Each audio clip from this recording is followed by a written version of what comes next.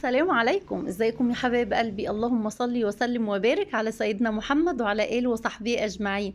ايه رايكم بقى في الزبده دي يا بنات؟ فسيخ بسم الله ما شاء الله تبارك الله. بصوا، انا اترددت كتير قبل ما اعمل الفيديو ده، لاني انا في ناس كتير قوي هتزعل مني بسبب الفيديو ده، علشان يعني وكتير طلبوا مني ان انا اعمل فيديو الفسيخ ده. يعني مش معقولة ان انا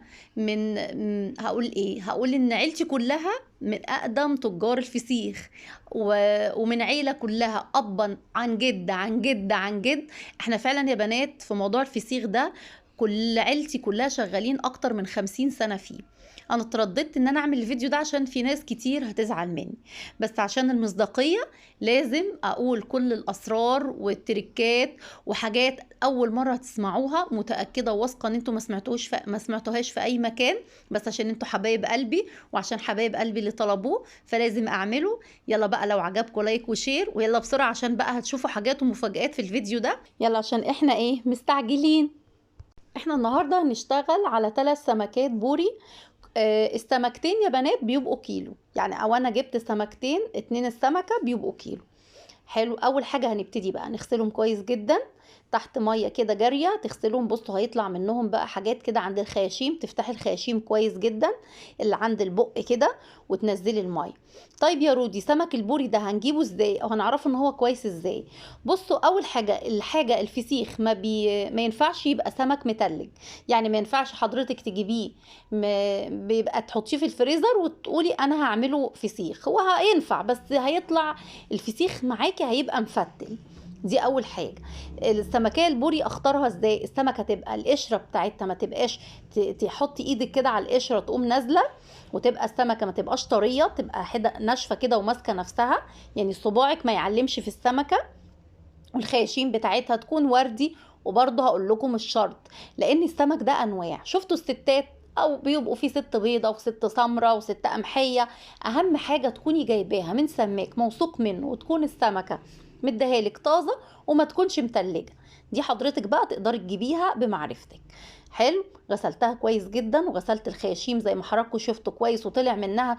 انا بوريتكم في الحوض اللي طالع منها بيبقى حاجات سمرة كده، هي الحاجات دي اللي بتبوظ الفسيخة معاكي. وبعد كده حضرتك ممكن تحطيها في مصفى زي ما حضراتكم شايفين، او تحطيها في زي ما انا عملت كده. جبت علب الحاجات الساقعه الكبيره وقطعتها وغسلتها كويس جدا ونيمت السمكه. هي وجهه النظر في العلبه او المصفى ان السمكه تبقى على بوزها كده يا بنات، او تبقى على راسها من تحت. ليه بقى الحركة دي؟ علشان احنا كده لازم نصفي السمكية، تتصفى جدا وتنزل الزفارة او الدم اللي هينزل منها ده. هي دي اللي احنا بنقول عليها الزفارة. طبعا هقول لكم ساعة، هقول لكم 2، هقول لكم زي اي حد مع احترامي لليوتيوب او اليوتيوبر اللي اتكلموا قالوا بتقعد 10 ساعات تقعد 6 ساعات. لا، هي بالنظر. مجرد السمكة ما تنشف معاكي وتنزل الدم الاحمر اللي بينزل منها، او احنا بنقول عليه الزفارة، والسمكة تتنفخ معاكي كده وتنشف معاكي وتنزل الدم واتنفخت، يبقى احنا كده تمام. تاني بقى مرحلة بقى بعد كده هنعمل لها عملية زي مساج. يعني ايه يا رودي؟ احنا كده بنطري اللحم اللي جوه. نبتدي بقى نجيب مناديل. برضو ده شغل اليوتيوب، لسه بقى في شغل التجار، او شغل اللي احنا بنشتغل بيه بالاتنين طن. طبعا ده غير ده خالص يا بنات. طب ليه بقى بتتعبي نفسك وتتعبينا معاكي وتعملي الطريقة دي؟ الطريقة دي يا بنات لو انتوا عايزين تعملوا 2 كيلو 3 كيلو لحد 5 كيلو ماشي، انا معاكم. لكن استحالة ان احنا نشتغل ب2 طن وطن ونص وهنقول هنجيب مناديل ونقعد نمسح ونسيب في علب. لا، الكلام ده كله ما بيحصلش. مع احترامي لأي حد بيقول ما بيحصلش. الشغل التجار ليه شغل تاني، واقوله لكم عشان لو حضرتك حابة تعملي كمية اكبر وحابة تعملي لحبايبك يعني وبطريقة التجار هقولها لك برضه. طيب احنا جبنا مناديل ونشفنا وعملنا مساج للسمكية. طيب احنا جبنا الملح ايه بقى يا رودي؟ ملح البحر. ملح البحر او الملح الخشن. احسن حاجة ان حضرتك تملحي بيها اللي هو ملح البحر او الملح الخشن. يعني ممكن هنقول 300 جرام 400 جرام، يعني مش اكتر من كده للي هم 2 كيلو سمك. بجيب حطيت عليه معلقة من الكركم، معلقة كبيرة أو معلقتين كبار من الكركم، زيهم معلقتين من الشطة، وده اختياري برضو. ده شغل اليوتيوب. وحطينا وخلطناهم مع بعض، وجبنا الخياشيم. هتحشي يعني معلقة صغيرة مليانة لكل ناحية من الخياشيم، تمليها حضرتك. حابة تعملي كده في البق تحشي شوية ماشي. وهتقومي رصة وجايبة كيس كبير شفاف، رصة السمكة خلف خلاف. يعني ايه يا رودي خلف خلاف؟ هترشي رشة بسيطة من الملح في الأرضية، وهتقومي حاطة السمكة.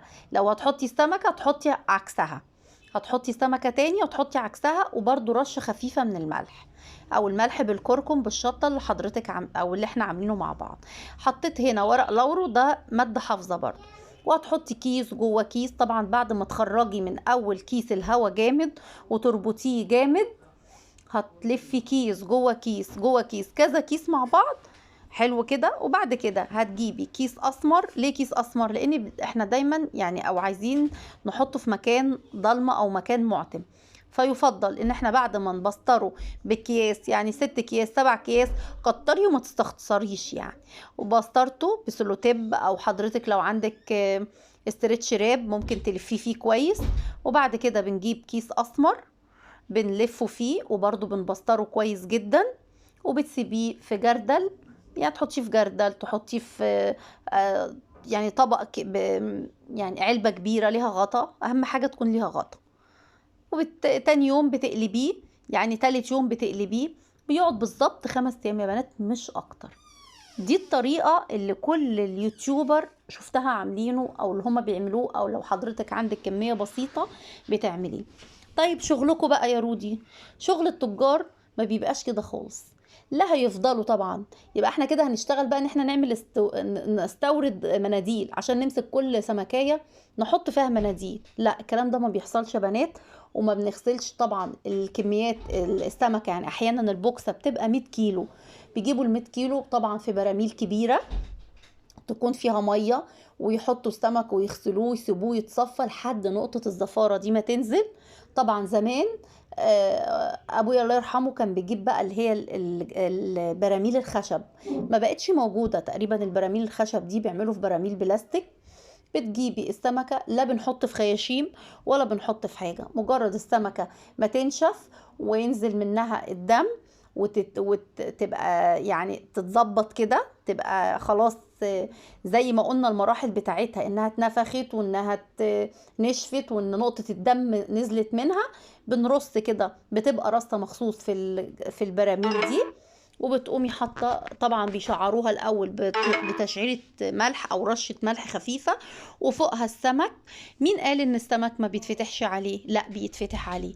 بعد ما يخلصوا البراميل ويرصوا السمك بشويه الملح اللي هم بيحطوهم في كل راق، يعني راق سمك راق ملح راق سمك راق ملح، بيقفلوها وبيجيبوا تقل كبير، يعني تقل كبير بيحطوا زي مشمع او حاجه، ويحطوا عليه ملح كتير قوي، تقل كتير. ده عشان السمكه لما تيجي تتملح او الشرش بتاعها ينزل ما تقبش فوق وتبقى سمكه مالحه وسمكه لا. ممكن يومين ويفتحوا عليه. بيتفتح عليه عشان حضرتك تظبطي الملح بتاعك، وبتشوفي الملح بتاعك مظبوط. واحيانا بيضيفوا عليه ميه كمان، بيظبطوا ملحه زي الحدق بتاعه. وما بيطولش، زي برضو ما بيقولوا 5 أيام بالكتير، وبتاكلي أحلى فسيخ وبتبقى بأحلى نظافة برضو. بس بقى لا بيبقى فيه أكياس ولا لف ولا استرتش راب ولا مناديل ولا كل ده. السمك بيجي بيتغسل كويس جدا في جرادل كبيرة أو براميل كبيرة، ويتصفى والدم ينزل منه. بنحطه في براميل مع تشعيرات من الملح الخشن فقط لا غير. لا في كركم ولا في شطة ولا في زيت ولا في أي افتكاسات من اللي حضراتكم بتشوفوها. والسمك بيترص كل رصة زي ما حضراتكم قلت لكم تاني بالرشة الملح. والسمك ليه رصة معينة طبعا عند التجار، ويحطوا عليها رشة الملح والتقل اللي انا قلت لحضراتكم عليه. وبعد كام يوم بنبص عليه او بيبصوا عليه، لان انا بصراحة مش شغالة في الكلام ده، واهلي كلهم هم اللي شغالين، بس طبعا انا عندي معلومات منهم وبس. و5 أيام وبتاكلي أحلى فسيخ. طبعًا الطريقة دي مش وحشة اللي إحنا عاملينها، بس بتبقى لست البيت الكمية البسيطة اللي هي نِفْسها كده تاكل فسيخ ومش هتعمل المواويل اللي إحنا هنقول عليها دي. حابة ممكن تعمليه بملح بس من غير كركم من غير شطة، بيبقى تحفة. وبألف هنا وشفا على قلوبكم، وباتمنى إن أنا أفدتكم بحاجة، ولايك وشير لو عجبكم الفيديو. أستودعكم الله الذي لا تضيع ودائعه.